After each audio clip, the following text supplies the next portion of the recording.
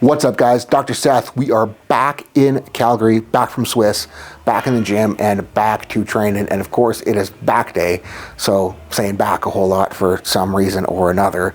But this last weekend was insane on so many different levels. Like, insane in the amount of conversations we had, insane in the scheduling, insane in the perspective gained and everything that we learned. But really, the most insane part was realizing how good this arm is actually doing. On Thursday, it would have been, I got a bench bar in my hands for the first time. And how it started, I was watching Dave do his floor press bench pad thing, which is a little ridiculous. And as I was watching him, I'm like, that looks pretty doable. So I went over and I asked Sam Brown, hey, could you be my reverse band and just take the entire bar for me and just let me move with the bar? And after a couple of reps of that, I was like, okay, give me a little bit of it. Give me a little bit more of it. Give me a little bit more of it, until he was like, okay, that's the whole thing. And I was pressing to pretty much full range. And it felt like I could have pressed 135. Shortly after that, I hopped on a real bench and actually did press full range of the barbell, and that was like the big kaboom, mind-blowing moment of, I'm gonna be okay. I'm gonna make it. And it's funny because there have been so many little milestones like that along the way, but with each milestone that I hit, it's almost like it means more. And the previous ones, like, it's like, oh, that doesn't matter. It doesn't matter that I pressed a root beer can. It doesn't matter that I pressed a 5-pound dumbbell. It doesn't matter that I pressed a 10-pound dumbbell. I'm pressing a barbell now. And that was even surpassed yesterday over at Good Life. I ended up pressing a 30-pound dumbbell, and it felt amazing. And to be this far ahead of schedule, to be doing this well, to have it feeling this good, is almost terrifying, just because of what the medical community wants me to expect with my recovery. And really, the only thing that I got to say to that is, fuck it, we're rolling. I'm going to keep going on my way. I'm going to keep listening to it. I'm going to keep getting feedback from how it feels. I'm going to keep pushing appropriately. The harder I push it, the more confident I become. And on Sunday even, I actually kind of felt a pretty decent amount of pain in that pec after my last heavy spider bar squat. Like, it hurt enough that I was kind of like, oh, that kind of hurts. But once I realized that it was okay, like, getting myself to feel the pec and like hurt the pec and have it be fine was almost like confidence inspiring, because I was like, hey, I can do something where it will hurt and I still have room. There's still wiggle room. I didn't blow it off. I didn't ruin anything.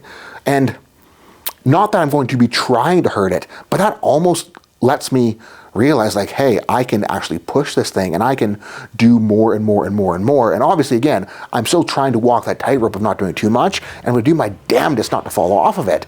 But man, oh man, I am stoked to be in the position that I am at, 5 weeks post the first operation and 1 week post the second. Like, things are doing amazing, and I could not be happier.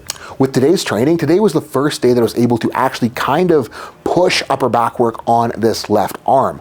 I ran some stiff leg deadlifts for the first time, and it felt ridiculously good. Like, my plan was just, do a plate, be happy with that, move on to good mornings. But I ended up working to 2 plates, felt great. Worked to 3 plates, felt even better. Worked to 4 plates, still felt great, but I decided it wasn't worth pushing my luck. After that, ran the GMs, and they felt a hell of a lot worse than last week. But you know what? If we're running stiff legs before, it makes sense that a good morning would be a little bit fatigued from that, so I'm not upset with them feeling a bit heavier than I would have loved. But you know what? That is training. We're doing hard shit to get better, so we ain't upset about things feeling hard. As far as the rest of her, ran some back raises with a bigger band, followed that up with a ton of lat work for both arms. I actually trained bilaterally, so I did some low rows, I did some T-bar rows, and I did some straight arm pull downs, all with each arm. And I was trying to just go where I was working the left arm appropriately, and I was trying to match output with the right arm, and I actually got really, really, really good lat work in on the left side and pretty decent work in on the right side. And like, it was difficult to like connect the lat and find the lat on that left side at first, but by the end of the session, it was pumped up, it was feeling good, and the shoulder felt great to have some of that work. And back to talking about SWIS. When I left you in the last vlog, I was talking about not knowing what I would get out of this weekend, not knowing what to expect, because let's face it, I didn't expect to have this magical piece of fact or information or knowledge dropped upon me that would dramatically change anything. And like, yes, there were bits and pieces and tidbits of information that will push me along the way. And I'm not trying to say that I know everything, but I wasn't expecting to have, magical knowledge bestowed upon me that would drastically change my philosophy around both training and rehab. And what I was really hoping to get, and what I ended up getting, was perspective. And not even in the way that I was expecting to get it, because the positive interactions were almost what I've come to expect from dealing with people at the top of their game. Like Eddie Cohen, every time I've spoken to Ed, it's just been this amazing experience where there's this guy that has done everything and been the best in the world for years and years and years and years, wants nothing but to help those coming up and wants to see nothing but those coming up succeed. And it was that over and over and over again with the different presenters and with the different people that we talked to.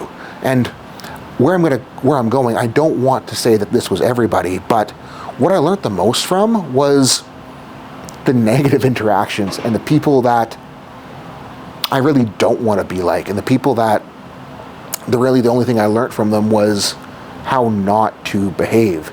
And a lot of it really came down to closed-mindedness and ego, and their belief that the things that they developed and the things that they came up with and the things that they did were the only way to do it, and that everything else was wrong, and that people coming up behind them either needed to get in line behind them or they weren't going to succeed. And what's the most astounding to me about that is that they've lost touch with when they were in my shoes and they were my age, because there's no way that they did everything the exact same as those that came before them.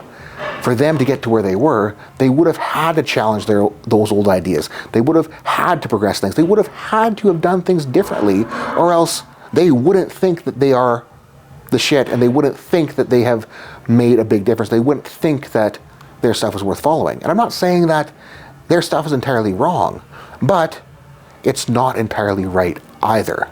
And for myself, for my generation, for those coming up behind them, it's not our job to just get in line and worship them and say everything they do is amazing. It's our job to challenge their ideas. It's our job to progress forward. It's our job to expand what is seen as right. Because if we want powerlifting to progress, if we want rehab to progress, we've got to realize that how things are done right now, it's not entirely right. How things are going to be done 10 years from now won't be entirely right. And we have to keep acknowledging that in order for things to get better.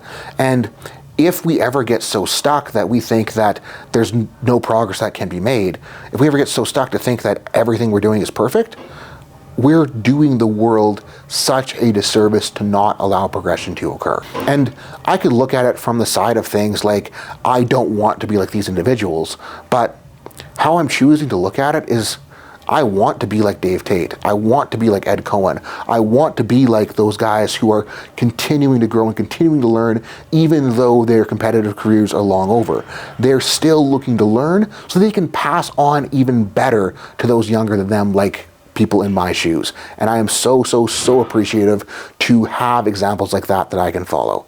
So guys, thank you so much for watching. Hopefully you got something out of this. If you did, click that like button, click subscribe. Stoked to see the subscriber count growing ever so slowly and steadily, but it is picking up pace, so I appreciate the heck out of you. Check out the links below, because there is stuff where I can help you better than just listening to me talk through your computer screen. Peace out. Have a good night.